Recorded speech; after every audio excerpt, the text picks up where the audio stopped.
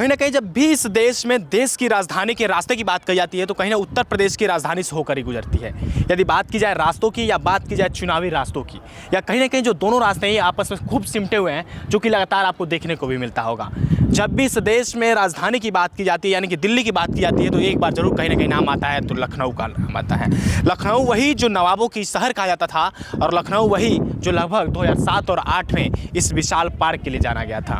लगभग आप देख पा रहे होंगे कि अभी हम अंबेडकर पार्क में हैं, या वही अंबेडकर पार्क है जो लगभग 2007 और 2008 के बीच में उजागर हुआ था, जिसमें लगभग 124 हाथियां बनाई गई हैं, जो आप चारों तरफ देख पा रहे होंगे कि कितनी सारी हाथियां इसमें देख रही होंगी। लगभग विशाल हाथी की मूर्तियां,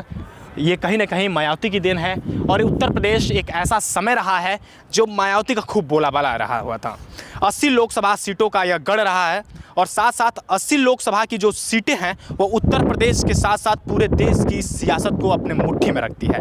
कहा जाता है कि अगर उत्तर प्रदेश की सियासत को अगर जो थाम लिया, उत्तर प्रदेश की सियासत पे, और ख़ास तौर पे जो यह अटल सीट कही जाती है, कहीं ना कहीं जो लखनऊ का जो सीट रहा है लगातार 8 वर्षों से बीजेपी के खेमे में ही रहा है। अगर कहीं ना कहीं अगर इनके बातों की जाए तो 1991 में जिस प्रकार अटल जी के लगातार 8 बार प्रयास करने के बाद लगभग 5 बार वो इसी क्षेत्र यानी कि लखनऊ क्षेत्र से सांसद चुने गए। हालांकि 3 बार उनको हार का भी सामना करना पड़ा था, लेकिन उसके कहीं ना कहीं बाद से अगर बात की जाए यानी कि जो अभी का दिन है, लगभग 8 सालों से लगातार बीजेपी इस लोकसभा सीट से जीतते आ रही है, जिनमें से 5 साल का जो खेमा था वो अटल बिहारी वाजपेयी के नाम पे गया था, जो पूर्व प्रधानमंत्री भी इस देश के रह चुके थे। 2 साल का जो खेमा है वो अभी हाल ही में राजनाथ सिंह के नाम से जा रहा है। लेकिन अभी हम उत्तर प्रदेश के इस पार्क को इसलिए दिखा रहे हैं क्योंकि यही वो पार्क है जो 2007 के बाद से लगभग एक जो सबसे बड़ी इस क्षेत्र की पार्टी हुआ करती थी, बहुजन समाजवादी पार्टी की पूरी स्थिति और दशा को बदल दी थी। यह जो पार्क आपको दिखाई दे रहा होगा लगभग 1995 में इसकी आधारशिला रखी गई थी, लेकिन उसके बाद से कुछ खास इस पर असर नहीं दिख रहा था। 1995 में लगभग इसका नाम जो था अंबेडकर उद्यान के नाम से था। 2002 में लगभग इसके काम शुरू होते हैं और इसका नाम जो रहता है अंबेडकर उद्यान से बदलकर अंबेडकर स्मारक रखा जाता है। 2002 से लेकर 2003 तक लगातार काम चलते हैं। हालांकि इसमें कई सारे रोक भी आए। जितना यह पार्क सुनहरा दिख रहा होगा, जितना भव्य दिख रहा होगा, इतना भव्य शायद से नहीं बना रहता। कहीं ना कहीं इसको अगर बात माना जाता है तो मायावती की जो देन कही जाती है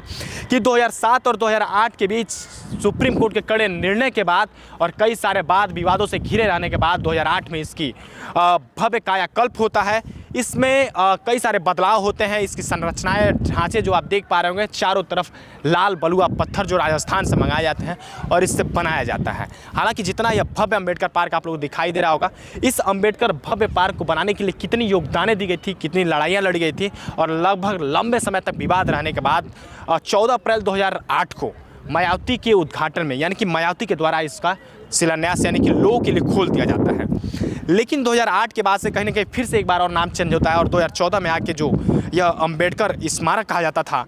वो डॉक्टर भीमराव अंबेडकर स्मारक के नाम से, और साथ साथ कहीं ना कहीं फिर एक और बार और नाम चेंज होता है तो डॉक्टर भीमराव अंबेडकर उद्यान से बदलकर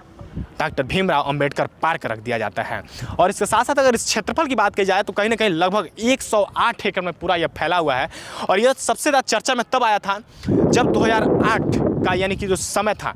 हालांकि जब मायावती के शासनकाल का जो अंत हो रहा था और उस शासनकाल के अंत में जब इसके खर्चे की बात कही गई तो कहीं ना कहीं 7 अरब का जो खर्चा था, जो लगभग लाखों लोग जो उत्तर प्रदेश के लोग थे उनका ध्यान आकर्षित कर लिया था।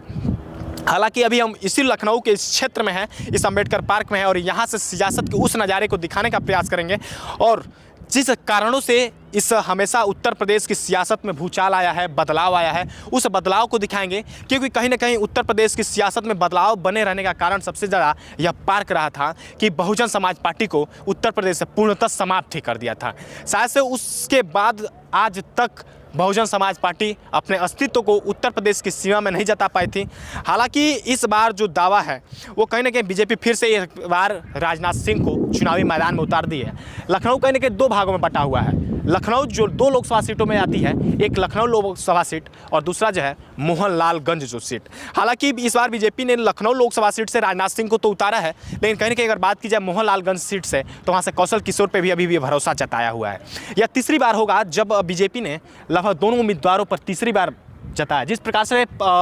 इस देश के प्रधानमंत्री नरेंद्र मोदी तीसरी बार प्रधानमंत्री बनने के लिए तैयार हैं, वैसे इस क्षेत्र से कहीं ना कहीं, इस अटल क्षेत्र से,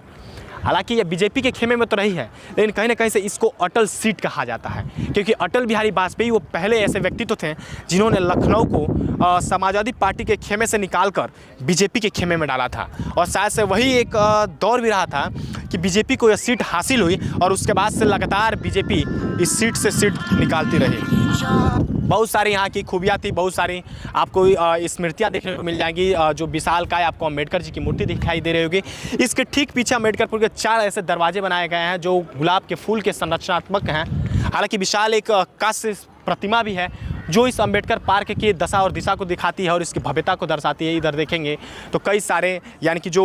हमारे देश में ज्योतिराव फुले थे, काशीराम थे, नारायण गुरु थे, बिरसा मुंडा थे, इनकी कहीं ना कहीं यादों को फिर से इस पार्क में आने के बाद ये जो स्मृति द्वार है, ये स्मृति चिन्ह है, ये इन सारे नेताओं के, इन सारे जो हमारे क्रांतिकारी वीर थे, जो हमारे समाजसेवी थे, इनकी स्मृति और इनके योगदान को यह दर्शाता है। हालांकि ये सारे जो लाल पत्थर आपको दिखाई दे रहे होंगे, ये सारे राजस्थान से मंगाए गए थे। और इस बार का जो ये अम्बेडकर पार्क है, इस बार का जो लखनऊ है, यह अपना राजा किसे बनाएगा, इसका नवाब कौन होगा, यह तो देखने को समय बताएगा। हालांकि हमने भी एक प्रयास कर रहे हैं इस क्षेत्र से, इस लखनऊ लोकसभा सीट से, हालांकि जो दूसरी सीट एक और है मोहनलालगंज लोकसभा सीट, वहां से भी हम आप लोगों को दिखाने का प्रयास करेंगे कि किस प्रकार इस बार राजनाथ सिंह और कौशल किशोर पे ही भरोसा इस क्षेत्र के लोगों का रहेगा, या फिर इस बार का जो भरोसा है वो टूट के कहीं समाजवादी पार्टी के खेमे में जाएगा। जैसा कि पीडीए गठबंधन से इस बार लगातार जो जोड़ों की टक्कर मिली है, कहीं ना कहीं से कांग्रेस और समाजवादी पार्टी जो एक महागठबंधन बना के पीडीए गठबंधन उतारे हैं, इस क्षेत्र से लोग सोच बदल सकती है हालांकि, और राजनाथ सिंह को ये भी हो सकता है कि इस बार हार का सामना करना पड़ेगा। बाकी आप लोग इस चुनाव को लेकर क्या सोचते हैं, इस अम्बेडकर पार्क को लेकर क्या सोचते हैं, जो लगभग 124 विशालकाय हाथियों के मूर्तियों के साथ साथ 108 एकड़ में फैला है और लगभग 7 अरब की संपत्ति को अपने में सजोया है, इसके बारे में क्या सोचते हैं कमेंट बॉक्स में अपनी राय जरूर रखिएगा। और हालांकि क्या यही एक कारण भी रहा था मायावती के पतन होने में, इसका भी अपना राय जरूर रखिएगा। जय हिंद।